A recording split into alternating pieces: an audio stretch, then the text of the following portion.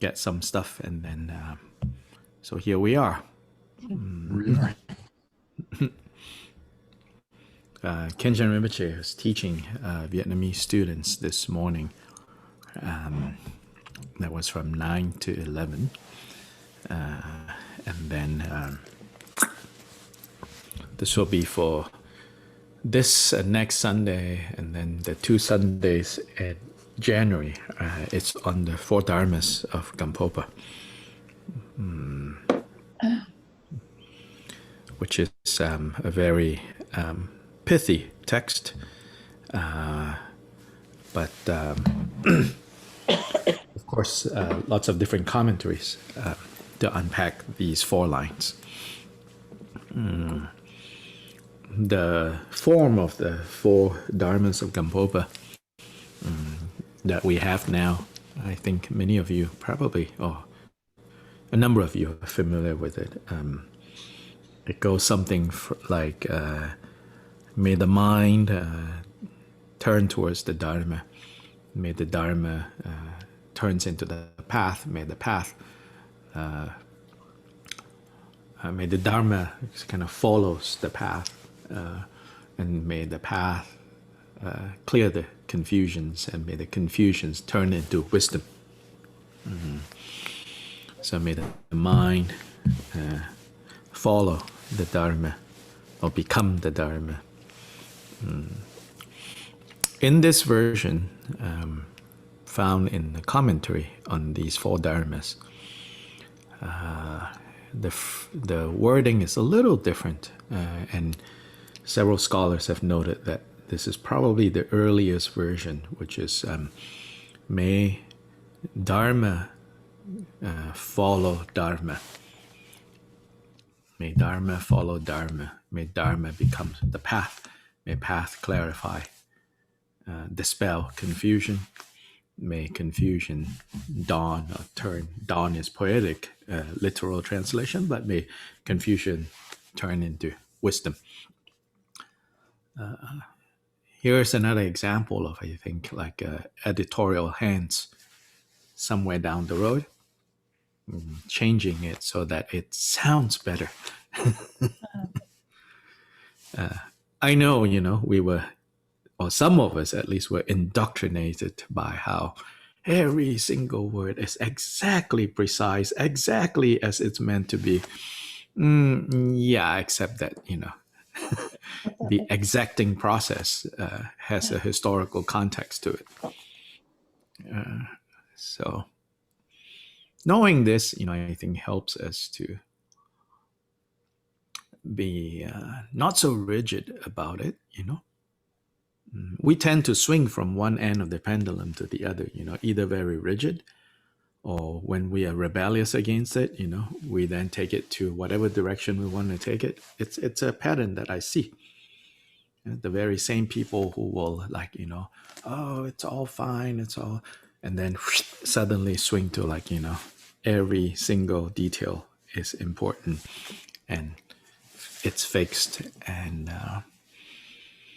but I think my feeling about these things is that for Tibetans, the cultural pattern is such that when it says that everything is exact, it instills confidence in people relating to the material.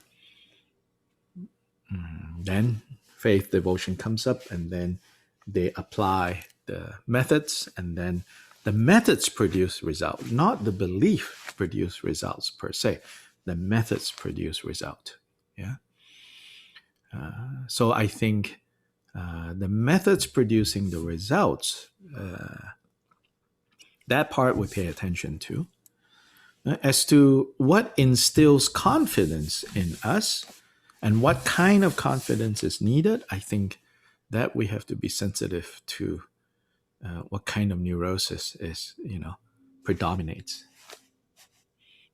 So here in our case, I think there's 2 neuroses that Tibetans don't necessarily have it so strong in their case.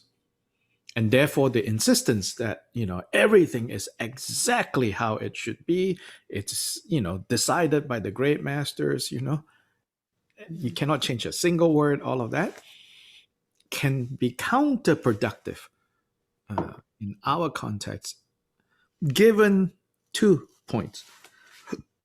One, type A personality is uh, a lot stronger and numerically greater here than back there. So then it will feed that kind of neurosis. Second, Buddhist practice, Buddha Dharma, has been presented to us as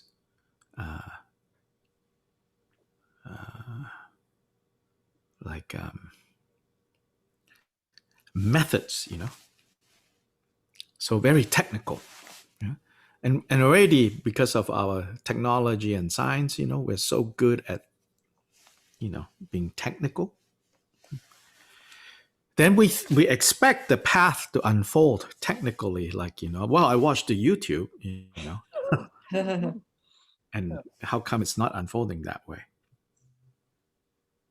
you know because it's not, it doesn't unfold that way. But mm,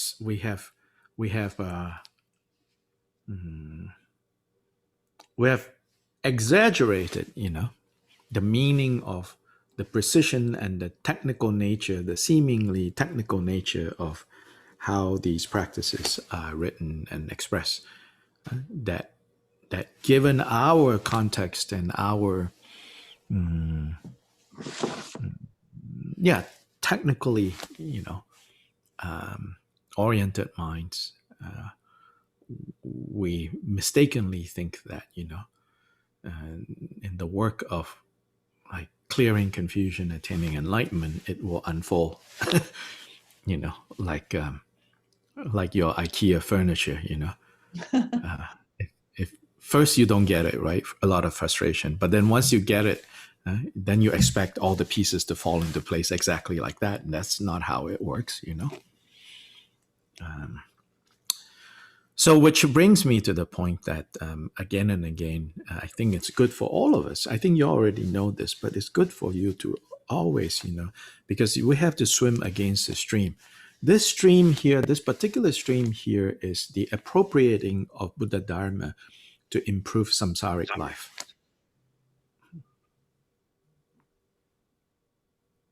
Yeah, and I think many of us are not completely done with samsaric life.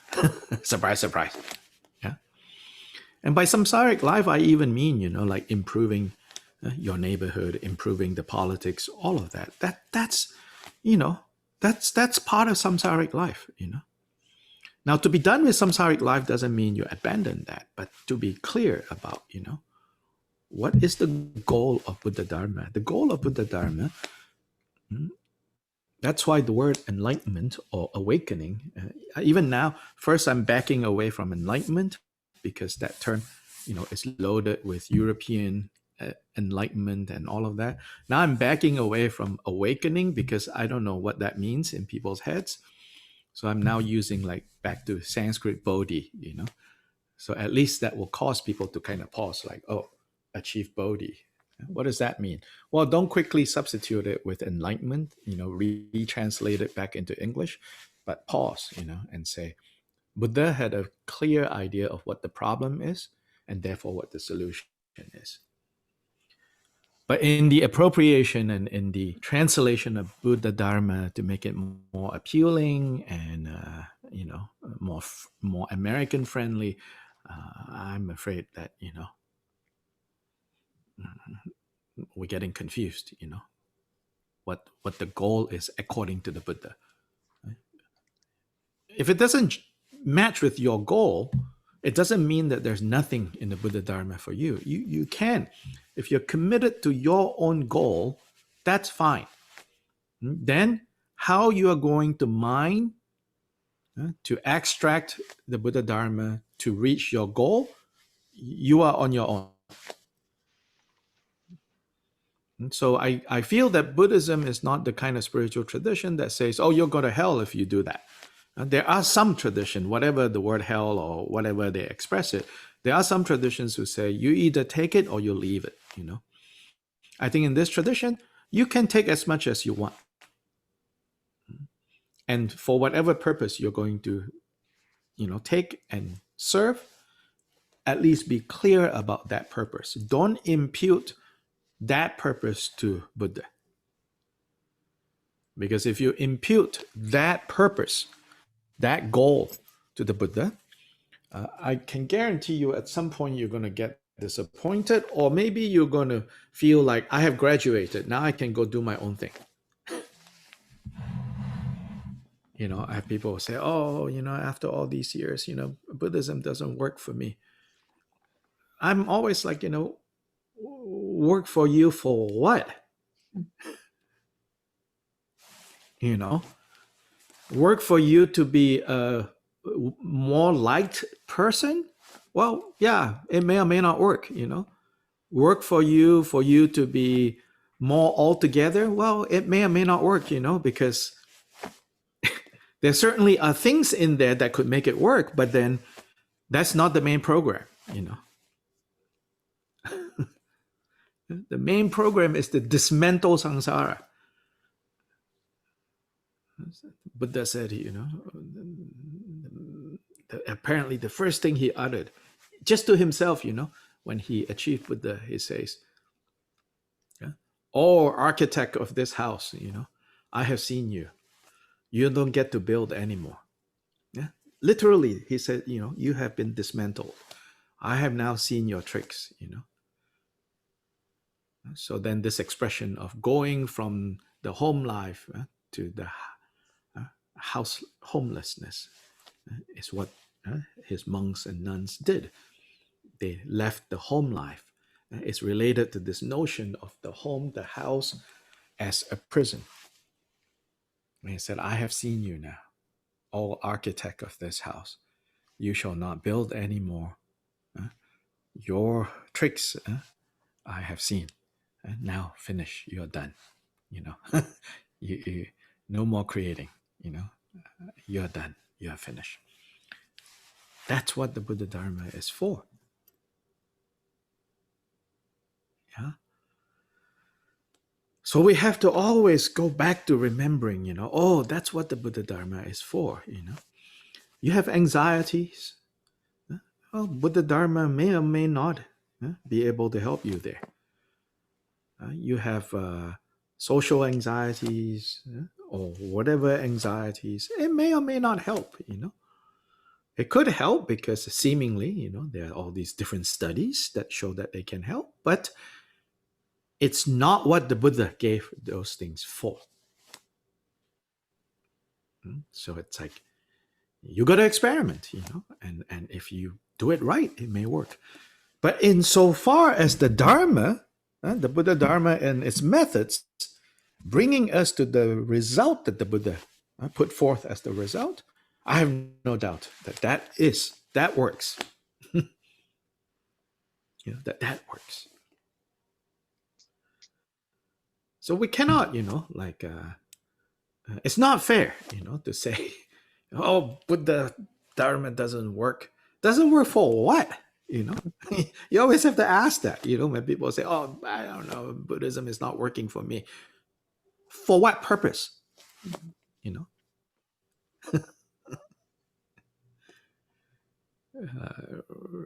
Recently I was helping. Oh, help is too strong a word this time around. One cycle back, I was helping more actively, but basically there was in college that I used to teach at and then left. Once again, they are in the market looking for a Buddhist chaplain.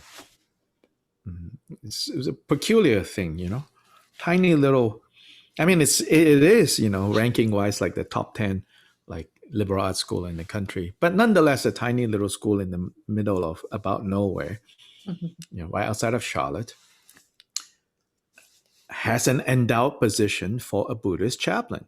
It's very, very weird. Like the year after I left, some alumni, retiring attorney in Atlanta, contacting the development office and said, I want to endow a Buddhist chaplain position. They're like, what? Uh, I mean, it's a Presbyterian school, very proud of its Presbyterian identity, but in the tradition of progressive Presbyterianism. Yeah, not the. They were started by Northern Presbyterians. So anyway, like Princeton, for example, was a Presbyterian. So in that tradition of Presbyterianism, but nonetheless, very proud of their Presbyterian roots and everything. And it's like, what? You want to do what? They're like, yeah, I want to endow this. And anyway, long story short, they hired someone and that person is leaving. Now they're looking for another person to fill that position. Each time they said, can you help us? Sometimes more officially than other times. This time is not so officially. It's just one of the people involved said, hey, any thoughts you want to relay to me? So basically, the last person that was in that search that I also helped, and also last time I was actually asked to go start a Buddhist community for them after I left. Wow. So I went like a couple of times a month for a semester to like anchor the Buddhist meeting and all that. Anyway, the complaint that for the hiring, the last hire and this hire, is that the main person doing the hiring, which is the main chaplain, Presbyterian, basically he wants to hire someone who will do Buddhist light. Yeah. He's not necessarily sectarian. Yeah.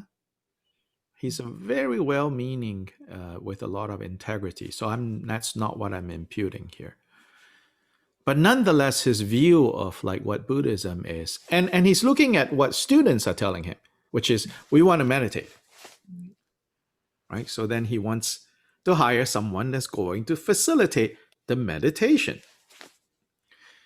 Now, the born again Buddhist that's on the committee, which is studying with me, the previous one was a senior colleague in my department. Funny, I mean, they're all like seasoned scholars in the last case, the early church fathers and the English church intellectuals. Yeah, he's close to retirement, but he's Buddhist. He's like, can't do the Jesus thing anymore.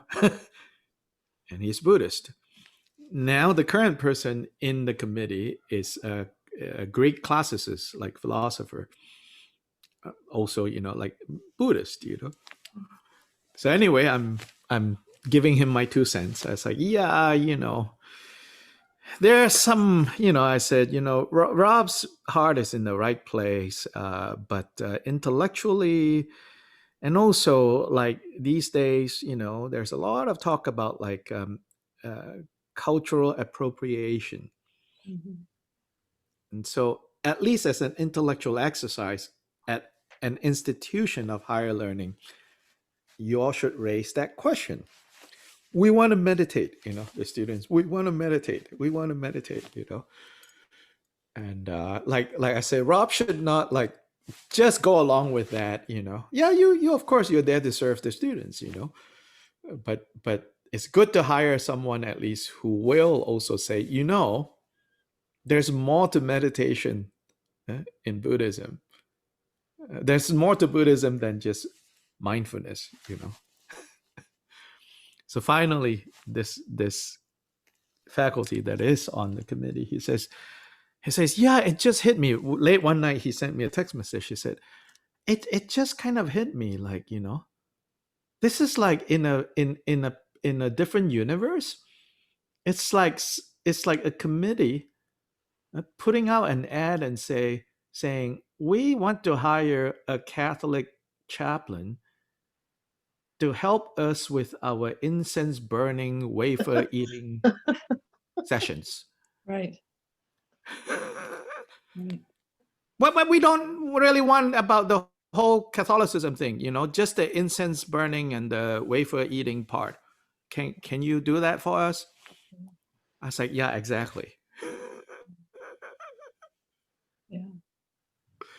I said, but Currently, there is no significant number of studies on the benefits of incense burning and wafer eating. So you can't lean on the scientific side to say, well, this has been proven. Right now, the trend is to study mindfulness and to find the benefits. So anyway, which is all comes back to saying, yeah, it's not necessarily bad news, right? That Buddhism has such currency, or aspects of Buddhism has such currency and attraction. But if we say, I have taken refuge, I'm very clear about Buddhism, then we better be clear about what the Buddha offers as the result of these practices. Otherwise, we'll get so disappointed. Yeah. Otherwise, I think what some of us might begin our search seeking for, those things maybe could be achieved more efficiently, less time consuming, less malas to buy, Yeah. Yeah. and more in sync with your other areas of life where other people in your life don't understand what the heck you're doing. I suspect that's possible. So uh, let's minimize buyer's regret. We have this problem at EBS right now too. We're Uh-huh. flooded with people. Yeah. Honestly, Yeah. all of our groups, like, Right. I want to Right. meditate because I asked this lady the other night. I was teaching the introduction class. This is absolutely true.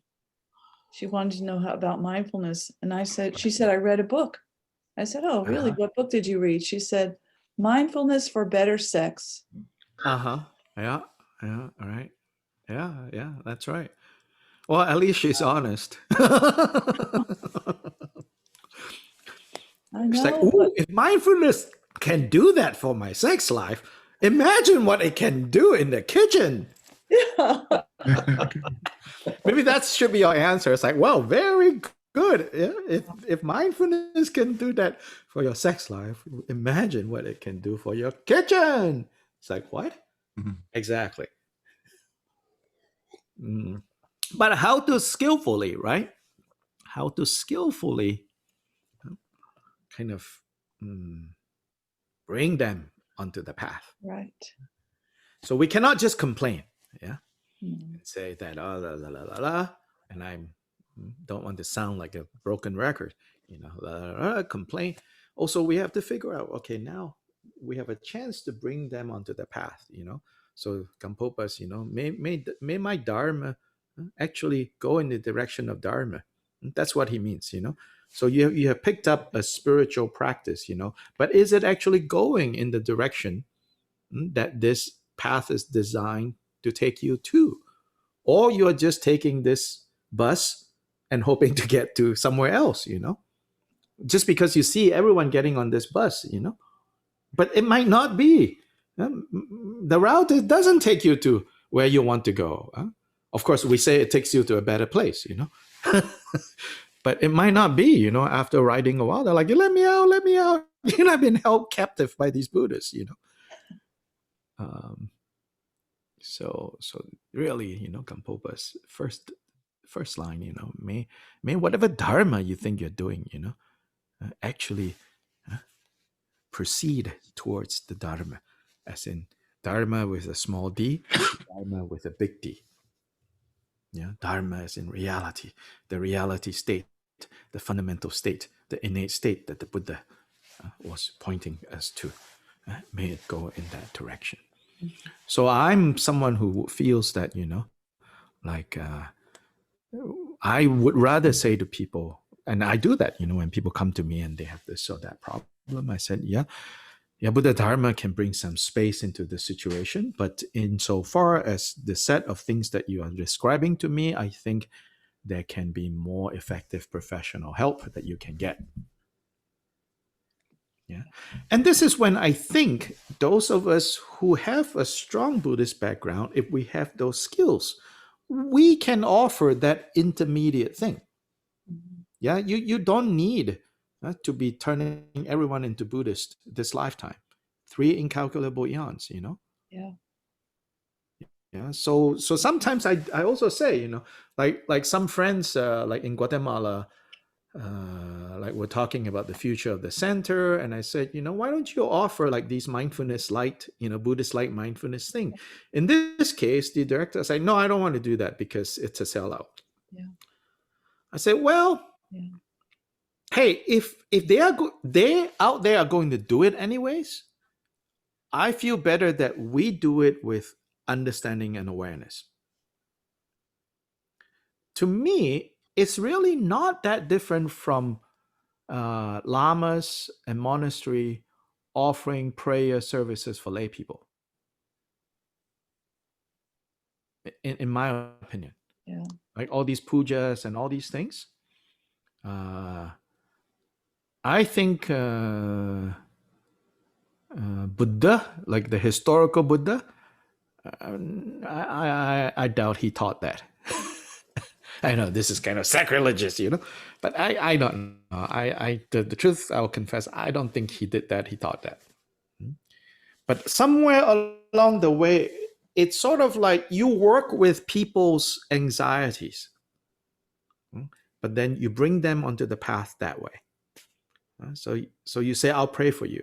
Of course, I'm not saying they're not. They are praying for you, you know, but that's not how the Buddha says we solve our problems, you know. But people want you to pray for them, you know, or people want other people to pray for them because it's a lot of work, you know, praying away your problems yourself. So if you can like sponsor 100 monks, you know, to chant for a day for you, why not, right? But that's, to me, that's the equivalent, because it gives them, it settles their mind because of their culture, to know that 100 monks or 100 nuns, you know, in how many monasteries are doing this to help me with this business venture that I'm starting. So it settles their mind. Likewise, right, certain aspects of Buddhist mindfulness practice, you know, can be adapted too. I do believe that too. So, you know, I would encourage, if you feel like, you know, whether it's hospice work, whether it's, you know, social work, whether it's whatever area, you know, yeah, you can do that, and it's not a sellout. Mhm. But ourselves, you know, don't lose sight of like what the dharma ultimately is for.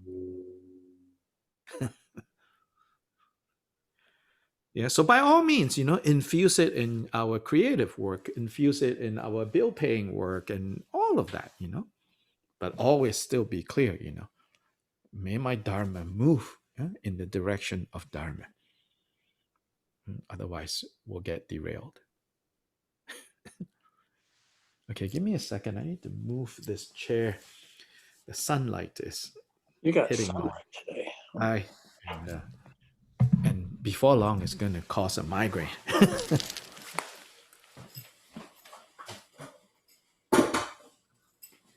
It's actually a metallic chair base that is causing this. Just kind of. So, your thoughts, your comments. No, I think that we all kind of are always checking ourselves as like, how is this working for us? Yes. And this is a really long road, I can see. And the four dharmas, you know, it's like, you know, it doesn't say dharma is going to follow dharma, and dharma is going to progress along the path, and the path is going to clarify confusion, and confusion will dawn as wisdom. It's all aspirational. It's like, Yes. may it do that? Yeah, you have to do it, you know. Yeah, and it does actually kind of invite a reflection on how is this working for me. Yes. There's never really been, I think the only time any teacher has ever said anything is like, well, is your life being lighter, is becoming something very, very, it was a very like lighter. Is your sense of being lighter? Mm-hmm. was. Mm-hmm. That's a pretty good rule. Mm-hmm. But but there are periods of practice where you just go, is this ever going to end? What is Yes. the metric? How far am I kind of heading in the wrong way? I mean, this is where teachers are really helpful, Uh-huh. but even then, it's still up to you. And Yes. The mirror will only work if you actually want to look at it honestly. and then there's faith that also doubt becomes I mean, it seems, I don't know if that's particularly a Western thing of skepticism or cynicism, you know? Skepticism is good. Cynicism maybe not so good. Yeah. Yeah, I mean, I always thought the Buddhist thing was that, yeah, skeptical is good. Oh yeah. Yeah. Yeah. But in the West, we kind of have mastered cynicism. Oh yes. And it Yeah. seems to be really ingrained. Yeah. So That. again, Yeah. the uncertainty is probably, I don't know. Yeah. I think I've heard that uncertainty is Certainty, actually a good thing to kind of rest in something. mm-hmm. Certainty and cynicism are the two poles. Hmm. Somewhere in the middle is skepticism. Yeah. And the Buddhist tradition is more likely to park itself in the skeptic middle rather than the certainty and the cynicism. Yeah, so in Asian cultures, maybe too much certainty to some degree. And then in the West, too much cynicism. And it both has, easily can derail us.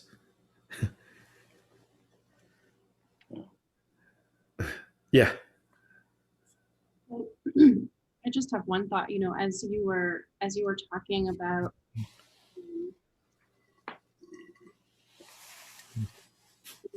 our intention, our dharma. I can't hear too well. Hear you, Melissa. Oh, really? Can you hear me better? Yeah, a little better. Okay. I was just thinking as you were talking about people who, all the different intentions that people have for their dharma practice, and people who just want to meditate for whatever, relaxation. Mm-hmm. I was thinking about the metaphor that the Buddha Yeah, they become.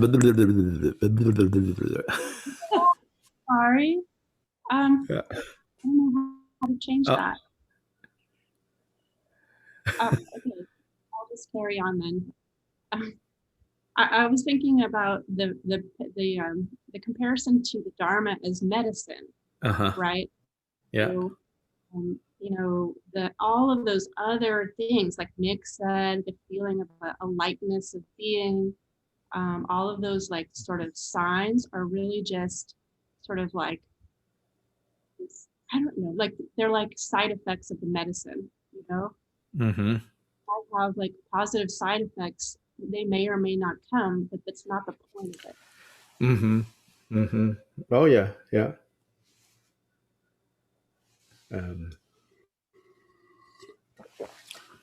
So then, like famous stories like Milarepa's stories, I think a lot of times we miss the part of how,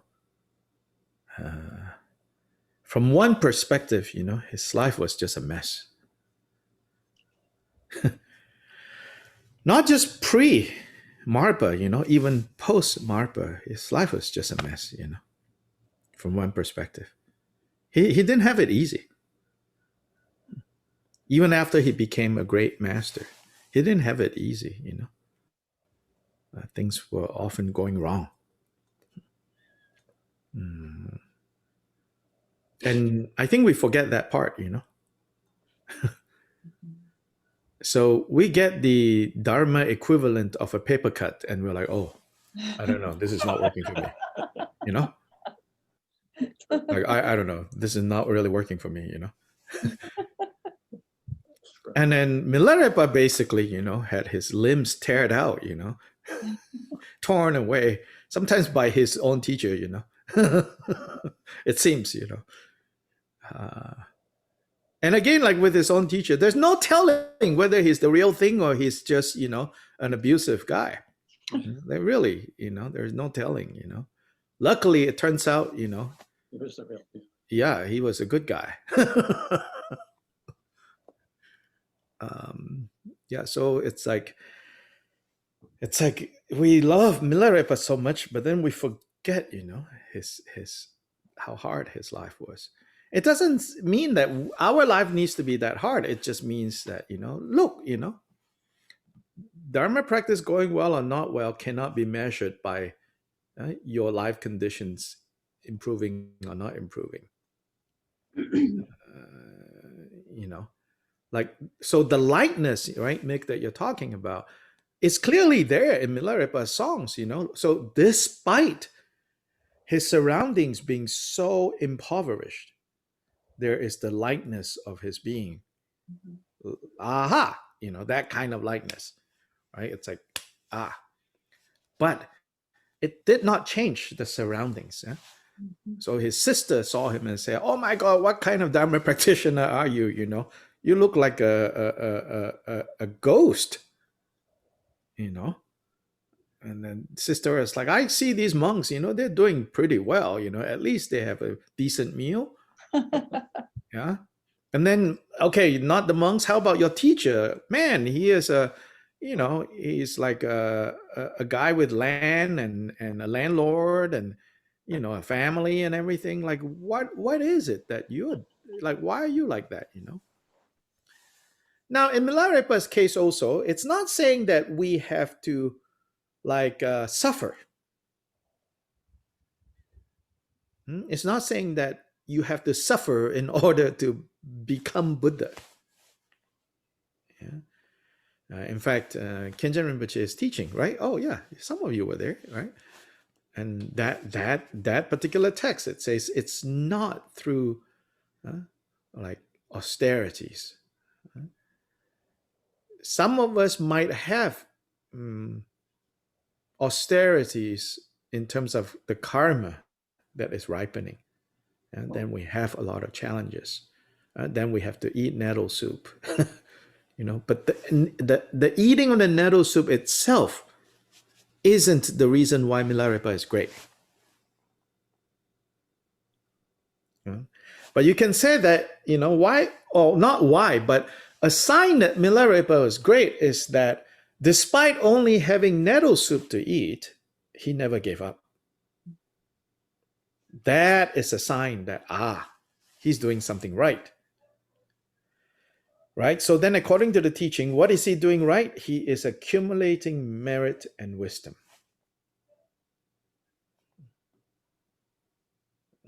Not the fact of eating nettle soup. So if you think, I'm going to get in the Milarepa program,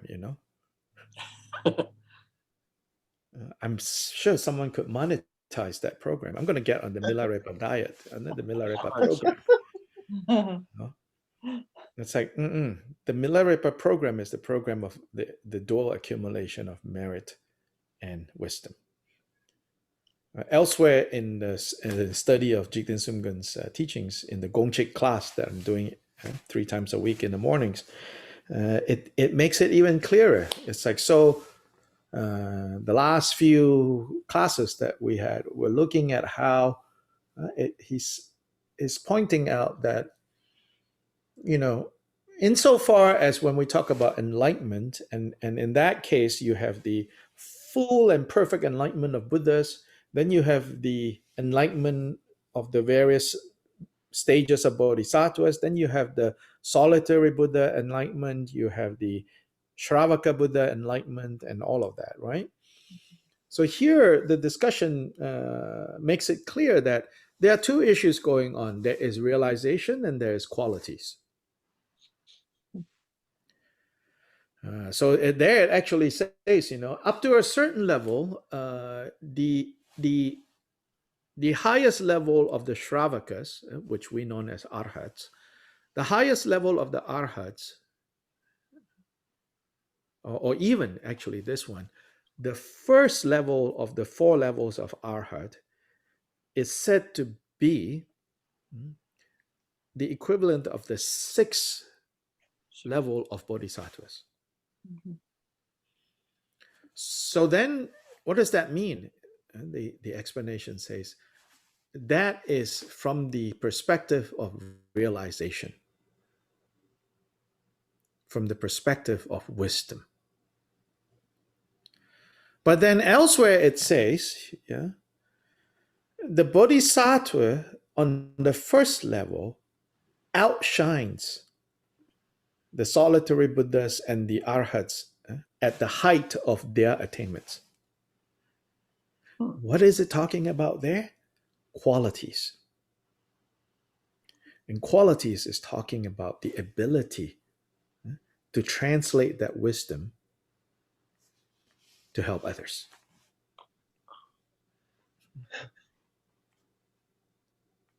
So it's very interesting, you know. Yeah.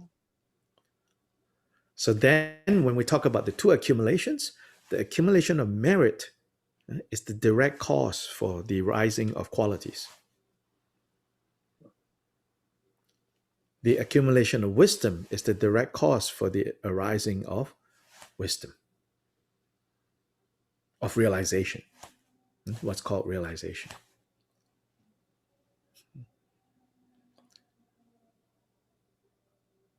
Yeah, so in the Mahayana context, you know, your wisdom could be very advanced, but if your qualities don't measure up to your realization, it's not very useful.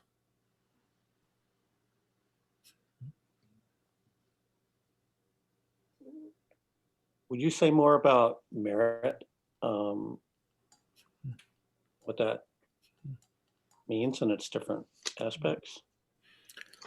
Sometimes it's said, for example, the first 5 of the 6 paramitas are all geared towards the gathering of merit. Yeah. And the 6th is the gathering of clear seeing of wisdom. So that's your capacity to do those. Yeah, so you have to like observe the ethical discipline scrupulously because it will give rise to qualities. You have to practice generosity because it will give rise to the qualities. In the end, they're not talking about 2 things, you know. Yeah. Yeah. Yeah, they're not talking about the 2 things.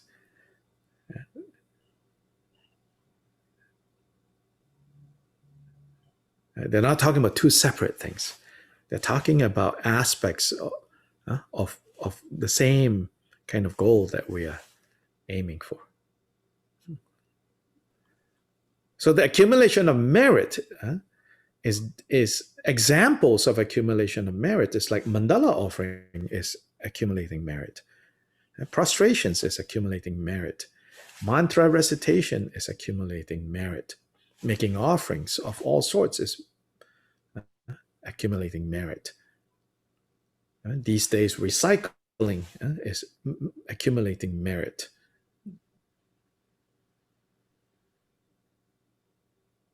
All those merit that needs to be gathered.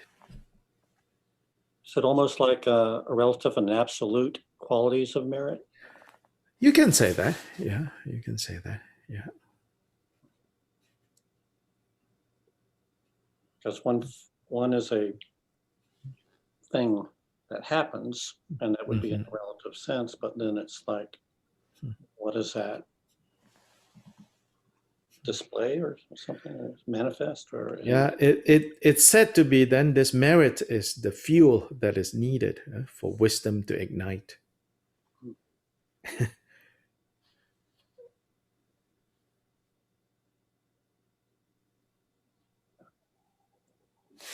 write that down. I did.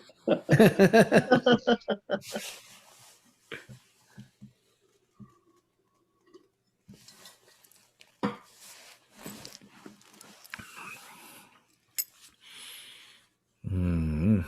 So I saw that you guys were reading that song in 244, and you all have questions about refuge. Yeah. Yeah, this is outer, inner, secret, and ultimate. Yeah.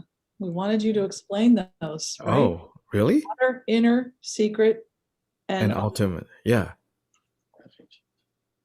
Yeah. So give me your questions. Okay. well, Jim, wasn't that you wanting to know those, or are you muted? Wow. Yeah, I had my mic off. I have a rough idea. I guess I'm just wanting to deepen my understanding because I don't feel like I have. Well, you have to tell us what you are not sure about. Well, I think the most basic thing is learning to trust the difficulty. In this case? Yeah, well, in terms of the idea of secret sources, is learning to trust what in. Why would you say that? Just explain that. Well, when I'm just thinking of the difference between the outer, inner, and secret. Um, The word secret is a secret, yes, and what I guess I see as the difficulty is learning to respect what I find there, how to differentiate it, the real secret experience that I have from something else. Oh, here secret means essence. Okay. Yeah, that's what I was trying to say by secret is a secret, as in it's not secret the way we think of secret. Right. It's secret in that it's what we experience and nobody else does. Is that kind of? No, not even that. Here it's like at the most kind of deepest level of what you rely on. So, right, refuge is all about what you rely on. Yeah. So on the overt level, you rely on Buddha, Dharma, Sangha. What does Buddha, Dharma, Sangha brought in closer? Brought in closer, they turn into Guru, Idam, and Dakinis. Brought in even closer, they turn into Nadis, Pranas, and Bindus.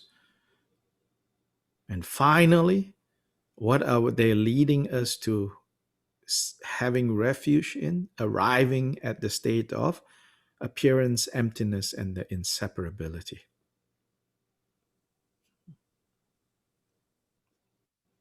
It's the same thing in 4 different contexts. And these contexts are divided into the outer, meaning the surface level context, the inner, more intimate context, secret, on the most essential level, that's what's going on. Then the reality or the ultimate level, that's what's going on. That's the meaning of these. Always, in fact, I would say outer, inner, secret, ultimate. This is even in the mandala offering for requesting teachings, the 7-point mandala, not the 7-point. In one of the verses that we use in Dugo for mandala offering, we say the outer, inner, secret, and thusness, which is the ultimate offering. So this is the word secret sometimes is a little misleading. We think that is talking about it's not. It's like so then you can divide it into like on the outer level there is the whole process of taking refuge, cutting hair, getting a name, going through the ceremony. That's the outer aspect. So now then on the more intimate level, Buddha is not some abstract called Buddha. Buddha is the guru. Yeah, the person that you have decided on your own account to relate to as guru. Guru in this capital G sense of guru, not just teachers. Like here, obviously, I'm teaching, you're learning. I'm a teacher to you. No, here we're talking about guru. I think that was the source of that discussion / argument we had weeks ago. Everybody thought I was talking about teacher in that sense. No, I have teacher in that sense, obviously, But guru with the capital G guru, which is the person that you have to look at as Buddha, no matter what they do. That's the slippery part. No matter what they do, you have to see them as Buddha. And that's what I meant by, best to not tell that person that I'm doing this. I'm using you in this way. Because you'll make all kinds of crazy things, So this guru, so Buddha is no longer someone who lived 2,500 years ago. And Buddha is also not like this abstract, thing. Because when they are abstract, they are easier to manipulate, according to my madness. But now, you identify a living, walking around person and say, she's Buddha. So then everything she says, has the capacity to point me to my own Buddha. Then dharma, again, dharma, we might think, oh, it's in the books, it's in the text, or it's in the 12 categories of dharma, it's in the Four Noble Truths, it's in the 12 divisions of the Buddha's teachings, it's in the 9 yanas, blah, blah, blah, all of that. Or on the other hand, you could think, oh, dharma, again, abstract, right? But now here, dharma comes alive as the idam, the deity that you practice in deity yoga. So the deity yoga is the dharma.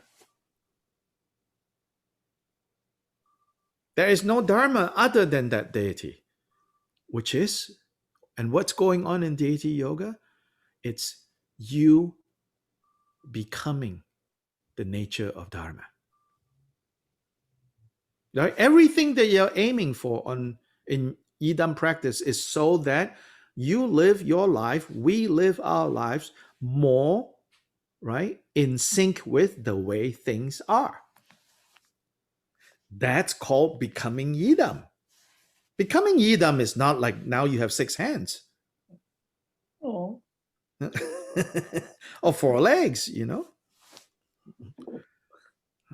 I often joke, like, I don't know about 6 hands. Sometimes when you can't sleep at night, even 2 hands, it's kind of like in the way.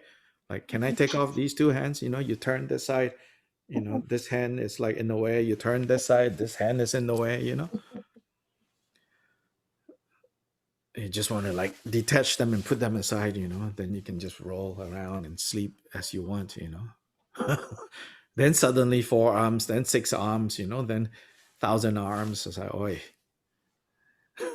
Yeah, well, that's not, the idam, underneath all the technology, right? The principle is like, may I embody the reality state.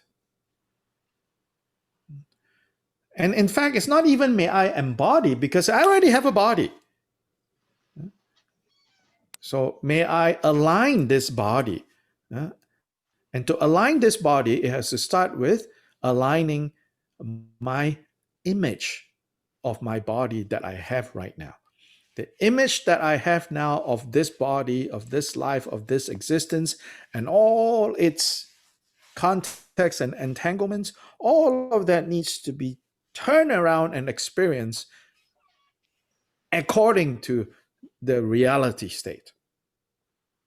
That is what Idam practice is.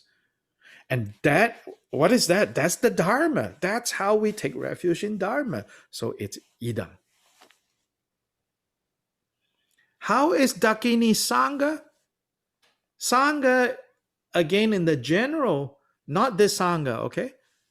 This one kind of Sangha, but Sangha as an object of refuge. It's those who are ahead of us. And then if you want to get more technical, they say, for those on the Arhat path, they have to be at least stream entering before they can be reliable guides for those who want to travel that path. For those who want to travel Mahayana path, to be 100% reliant guides, these Sangha has to be at least 8th Bhumi Bodhisattvas. Again, not saying that you can't learn from a first Bhumi, second Bhumi, or even, -2 Bhumi. Yeah. Yeah, because as long as you are like -3 Bhumi, then you can learn from -2 Bhumi. Right? It's not saying that. It's saying definite, no problem guide. If you're following the Mahayana path, then it has to be someone at least on the 8th Bhumi. Right? So that's the Sangha on the outer level. Now, before it gets into, these kind of Sangha, you cannot find them, will be one extreme. The other extreme, anybody can be Sangha. But here, the Dakinis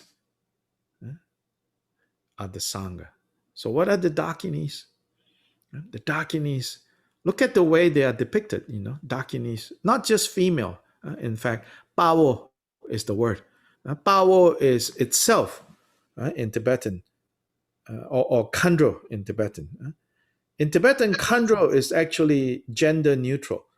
It only becomes explicitly female if you say Khandroma. Khandroma. But Khandro itself just means like sky traveler, that which leaps across space. So it could be male, it could be female. But these Dakas, Dakinis, right? Look at the way they're depicted. How are they depicted? They terrorize, they seduce, they shock you, they shake you up one way or the other. Often they're not like, Buddha Shakyamuni, looking very, calm, inviting, No. They shock you, one way or the other. Yeah. So sexual and violent symbolism is very strong. Why? That's basically the two poisons, attachment and aversion. So why is it like on the right? I'm saying like these refuge is moving from the outer, right? More theoretical, so to say, to like something closer now. So something closer now, these Dakinis and Dakas and Dharmapalas, they are the circumstances of our lives that will unfold chaotically, or we perceive them as chaotic, sometimes threatening, sometimes seducing, but always, like the strong ones. Can we see, can we relate to them?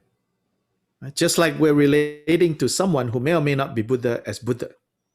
But once we've decided we're going to relate to that person that way, then the method will not work if half the time you say, oh yeah, I guess this half time you're a Buddha. Well, this half time you're not Buddha. Then the method is not going to work. Likewise, with now, if you dare enough to take the meaning of Sangha as an object of refuge, to get real with that. To get real with that means now, whatever circumstances that you encounter in your life, good or bad, you have to be able to see them and relate to them as Dakas, Dakinis, as Sangha guiding you.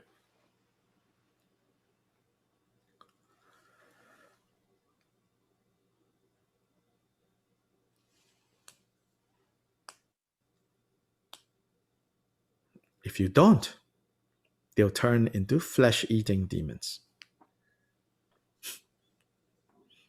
They'll eat you up and spit you out.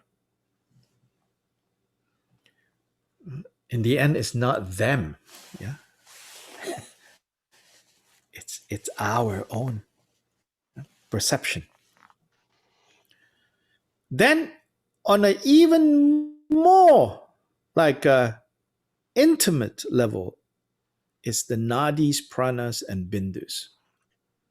Those are the subtle body movements of energy and mind, which I can tell you, I don't on a regular basis can drop down to such a deep level to notice the movement of nadis, of the movement of pranas and bindus in the nadis. Nadis are the channels. The bindus ride on the winds. The bindus are the drops, the kind of energetic drops that travels the channels through being pushed by the winds, the pranas.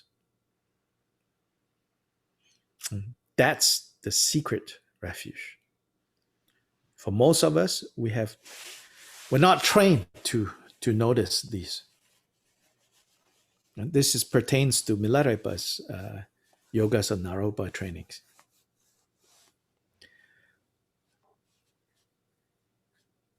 Then, in the end, what are we talking about? Appearance, emptiness, and inseparability of the two. These three are the ultimate sources of refuge.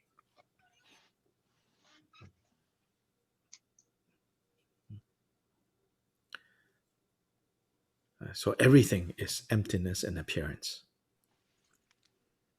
Sometimes we can only see the emptiness side. Sometimes we can only see the appearance side. But when we can see both simultaneously, that's the inseparability. That's the third. Obviously, this third one is a little forced, but they're trying to follow a pattern.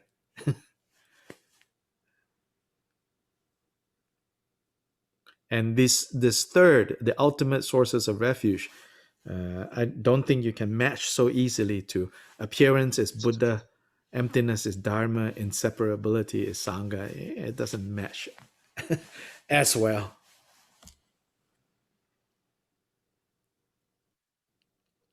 Yes, so this is the 4 levels of refuge.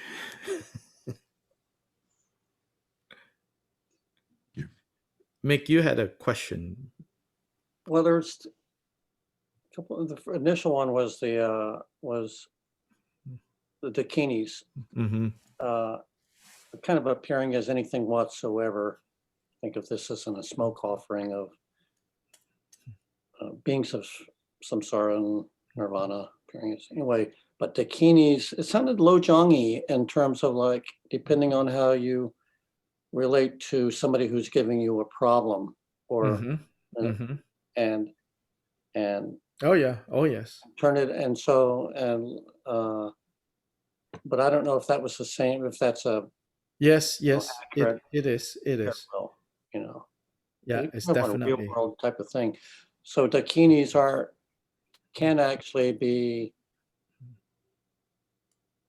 how we relate to, I mean, it's not, maybe it's useful to kind of look at Barbara or who was it, Karen, I guess. Karen as I'm talking about Karen in our culture. The Karens, the white lady Karens. Karen. Cultural Karens. Cultural Karen. Not the wisdom Karen. Our Karen. Not our Karen, but the cultural Karen. Not the wisdom Karen.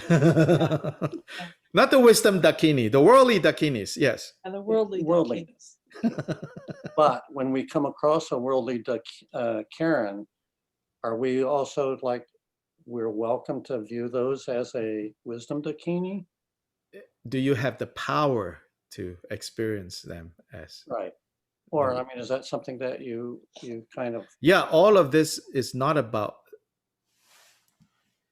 It's not about is that really a diamond or not? It's about, do you have the capacity? Right. Right. Yeah. So often then, we don't even have the capacity to remember the most obvious level of Buddha, Dharma, Sangha. Yeah, true. Then very hard. Guru idam dakini, even harder, nadis, pranas, and bindus, and impossible, appearance, emptiness, and inseparability. Yeah. Often, not carved in stone. There are cases, examples of how someone who had never learned any of this vocabulary can have direct experience of the truth of appearance is emptiness, emptiness is appearance, and there's no contradiction. Then, for all intents and purposes, they have ultimate refuge without knowing a single Dharma word. Yes. So when you say realize Uh-huh. inseparability of appearance and emptiness, Yes. you're not talking about intellectual understanding, right? Yes. Because Yeah, I'm not. It my can begin with intellectual understanding. like I'm really interested in understanding it intellectually, but I feel so remote from the experience of it. Yeah. Yeah. Of course. And so in the discussion of realization and qualities, you can say some degree of realization is there, although technically maybe you can say it's not. But even if you say there's some realization there, then that realization needs to be uh, uh, disciplined so that it produces qualities.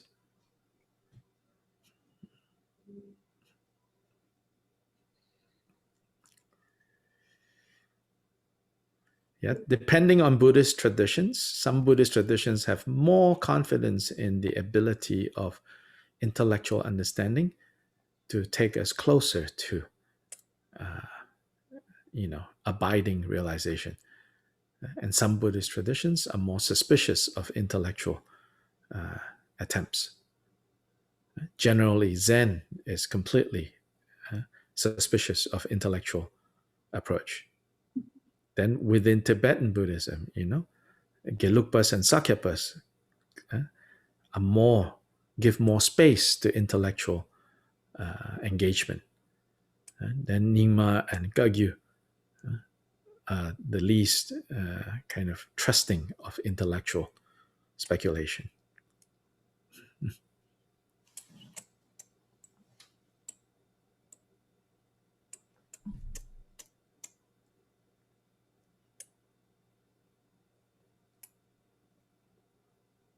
So that's why the emphasis on ritual. Mm-hmm. So that's why there's such an emphasis on the ritual practice. What do you mean by that? Like you said that they're the least trusting of the intellect, brain, really. Right. So that's why there's no debates, there's no intellectual exercises, there's just practice, emphasis on practice. Yeah, but you said ritual practice, and so that was what perked my interest. Like, what do you mean by ritual practice? I think of like deity yoga as a type of ritual. Oh, okay. Yeah, you could say that. Yeah, yeah. Although the Kagyupa masters, when they actually go into advanced meditation, there is no mala, no bell, no dorje, nothing. Just an empty room. They're looking directly at the mind. Yeah. Yeah, it's and I have another type of question. Cannot hear you. Can you hear me better now? Yeah, you have to, every time you look down, Yes. your voice gets garbled. You have to kind of speak directly. I think it's not catching your voice. And a certain distance too. You have to just Okay. freeze there and just speak. Okay. When you're describing the dakinis as Uh-huh. ultimately our life circumstances Yes. coming to shake us up, Yes. in my mind, I was thinking of that. I was thinking of that as the dharma, another way to think about dharma. But I guess I was slightly wrong.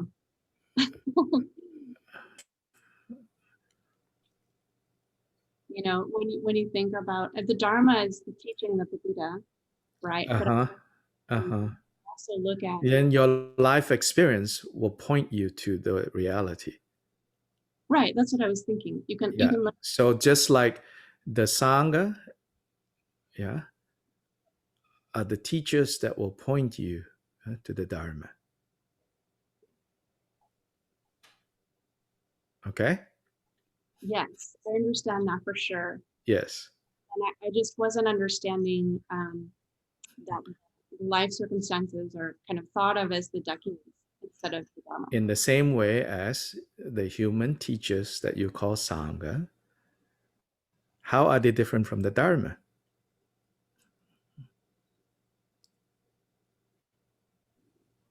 If you understand the difference between authentic, like Sangha as an object of refuge, how are they different from the Dharma?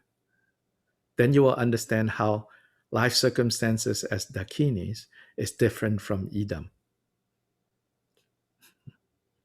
I'm sorry, I'm really confused. Yes.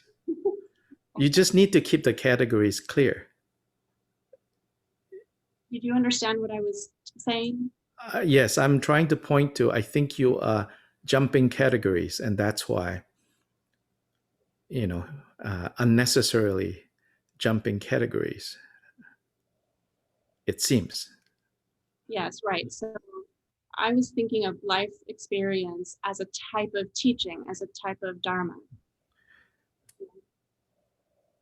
I mean, you can always say it's Dharma. Everything is Dharma, right? Right, right. Yeah. Okay. But thinking of it as dakinis is just a more specific. Okay, That's what categories is for, right. to differentiate. Yeah. So the parallel I was trying to give is just as the Sangha, as human teachers, they embody the Dharma, but nonetheless, for the purposes of differentiating three jewels, they are not Dharma. Okay, Likewise, life experiences would illuminate the reality of things, but they are, for the purposes of dividing, they are two different things. So life experiences can illuminate the reality of things. But if you don't perceive them as dakinis on this inner level, then they're just crap that is happening to you in life. got it. Yeah, yeah. Right? Yeah. Thank you. So it's just about categories. So we have some illness and we say, oh, this is a great dakini visiting me, or maybe a lesser dakini, Yeah. but visiting me to help me Yes. learn. Yes. Okay. But it's not so much this. These are very. These are very.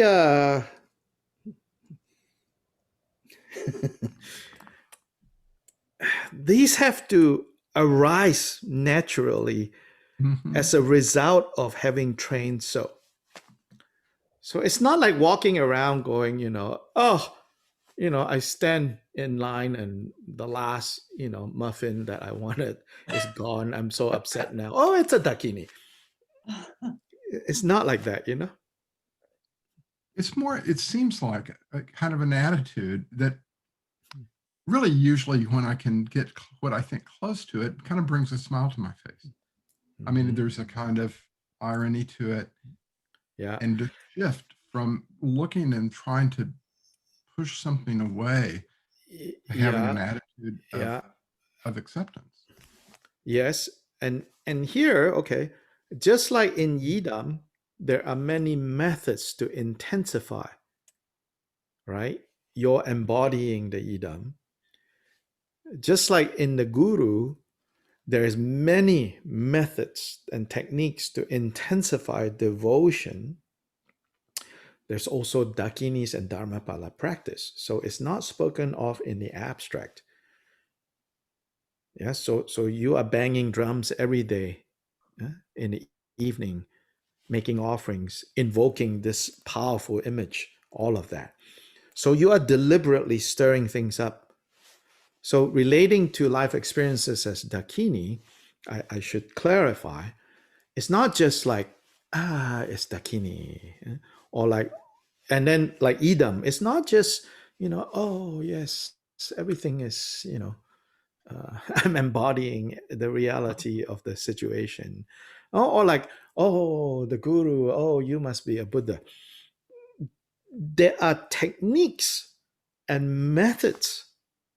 And so, Mick and Cheryl and Betsy, travel to Nepal to learn deity sadhana, with all the details. You have to put those things have to put those things into practice because they will ignite. They will stir up, you know. So there's guru yoga practice, there's deity yoga practice, and there's invoking the dakinis and the dharma palas to rise up and act. So it's more than kind of like when shit happens, how you relate to. I don't. I think I maybe wasn't so clear. It's not just like when shit happens, how do you relate to? It's actually you are actually doing things to kind of stir it up. So there are dharma protector practice,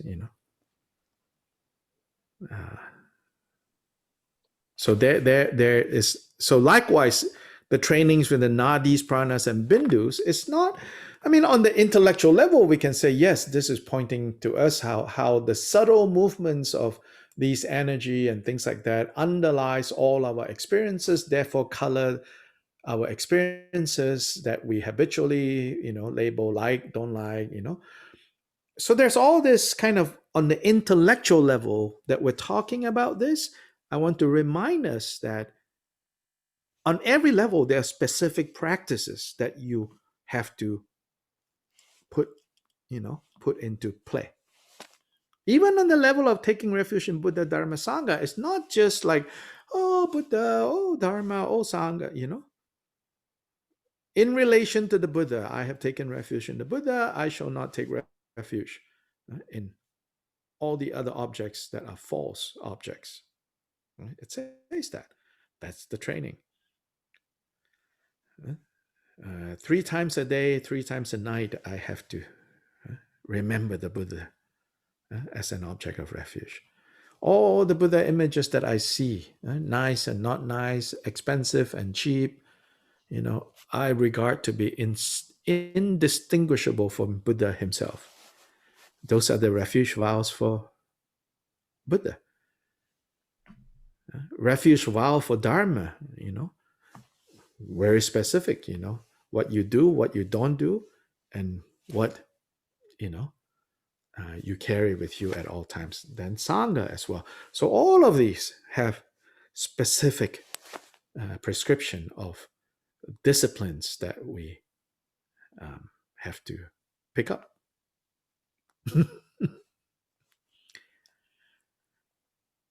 It's a, you know,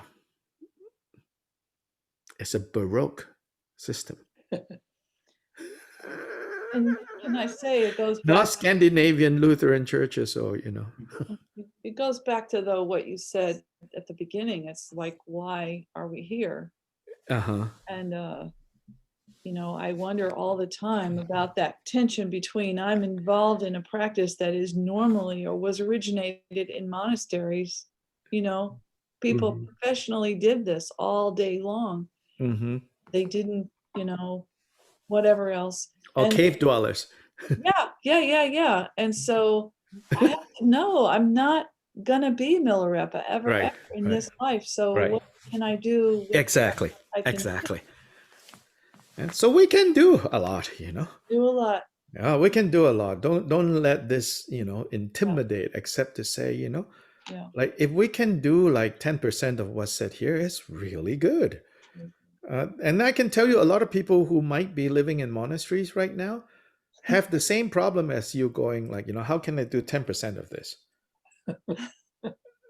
Because there is laundry to do in the monastery. There's, dishes to do in the monastery, like you and me, and there's money to be made for the monastery. Well, not like by going to work necessarily, but you still have to make money.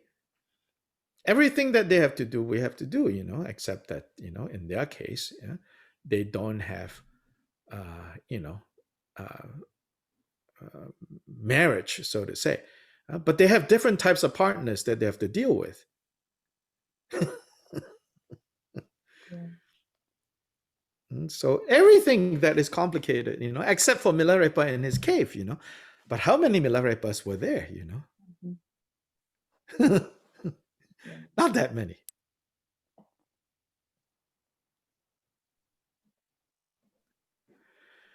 So as Kenjan Rinpoche says, first, relax your mind. It says, first, relax your mind. Then it's like it's just like, don't go to the grocery when you're hungry. Don't go to the grocery store when you're hungry. Bad news. You buy a lot of things that you're going to throw out in the end because you can't possibly eat all of them. Likewise, when we start like a dharma class or whatever, it's good, not to be hungry. Yeah? So Rinpoche says, take a deep breath and just relax your mind. And then whatever you need to eat, so to say, you take, Then what you don't need, you just leave alone. And not like, oh my God, I gotta eat everything that is here, but I don't have enough stomach to eat them. My super buffet problem, of course, in this whole last year, no buffets to go to,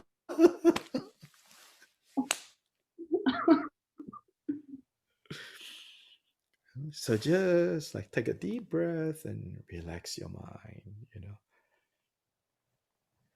And then there'll be so much stuff, that you're going to see, you're going to hear. You just take, whatever that nourishes you, then leave alone the rest. See, that's when 3 incalculable eons is really good. Yeah. Yeah. So sometimes Buddhahood in one lifetime, that kind of talk make people neurotic and crazy. Mhm. 3 incalculable eons. It's like, Yeah.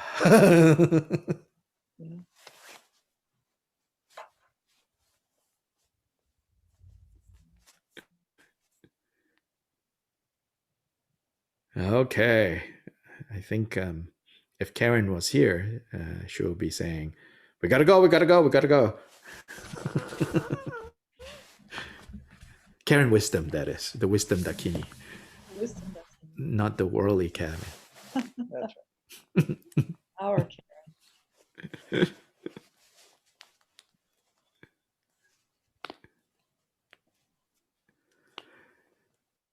Yeah, so in this story, Milarepa introduces this, That's the thing, Like we don't hear, like what happened to these people. Mm. Yeah. Then we just assume, oh, they got it, Maybe they're like, what? What do you mean? All those has been edited out. Yeah. So don't think it's just you going, whoa, what does it mean? It could be like the people who heard this also like, wait, what does that mean? Hmm.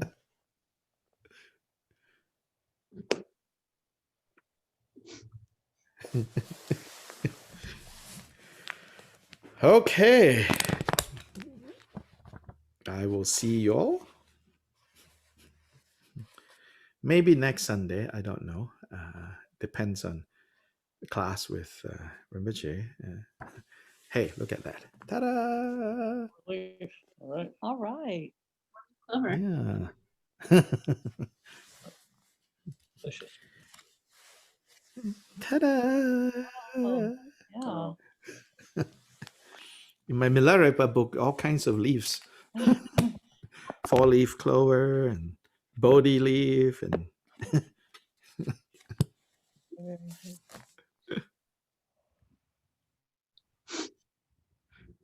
so we talked a little bit about the topic of retreat for this coming year. In part, I've not decided on the dates because I am, I have different people, different groups saying, hey, should we do this? Can we do this? Da, da, da, da, da, da. And the calendar is looking a little kind of. Now, I want to, before I agree with anyone to do anything, I want to look at it more comprehensively. Because especially now, it's not like I'm going to Little Rock, Yeah.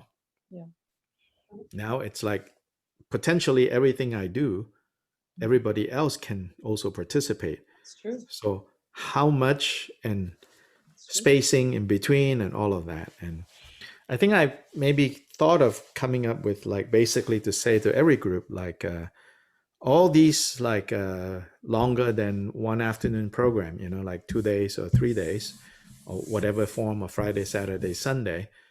I think I'm just going to maybe say that, every month there'll be one of these and distributed by whoever, whatever wants. So like it will be like the last weekend of every month is going to be a weekend retreat. So last weekend of February is taken, I think. So it could be as soon as the last weekend of January, or maybe you already have something going on. So the Zen teacher has booked which day? I forgot. Sorry? Third weekend in February. Okay. So I So think that's February- great because I'm already doing something, and that one is with Mexico City Tibet House. So it could be the last weekend in January or the last weekend in March. And then the topic we decided is going to be, I'll come up with a title, but basically it's about the end times. Oh yeah. Not Armageddon, death and dying and Poa, that sort of stuff. So that will be the topic. Okay. EBS is getting a second Zoom account license so that we can have simultaneous things, which would be nice. And we also have the capacity to have more than 100 people if we need to. Well, I'm the only one using the Urban Dharma account, and our account, it's like 500, and so we're fine. Don't worry about that because I can use mine. Nobody else at Urban Dharma is using. It's relevant because we won't have to jump off for the 12-step group anymore. Right. They can have their own. Right. Whenever okay. Right. Yeah. Right. Yeah. Good. Anyway, yeah, not yet, but soon we'll have. Okay. Anyway. So do we need to pick one of those dates? Yeah. Look and so that we see, if end of January is better or end of March is better. And let me know. I don't think we have a preference. I mean, in terms of the official EBS calendar, except for enough time to promote it, Right. you know, Right. and let people know. So let me also hold on then. Let me think about who else wants things, and also maybe think even more programmatically so that people can say, we do this in January, we do this in February, we'll do this in March, we'll do this in April. Because in theory, also all the other things you guys can also join, if you choose That's to right. join. Oh, last weekend of January is this, last weekend of February is this, last weekend of March is this. Yeah. So maybe something that kind of flows along. That's great. Sounds great. So let me think about that. And yeah. Okay, Okay. All right. thanks. Ta-ta, Yeah. you'll be good. Thank you. Thank you.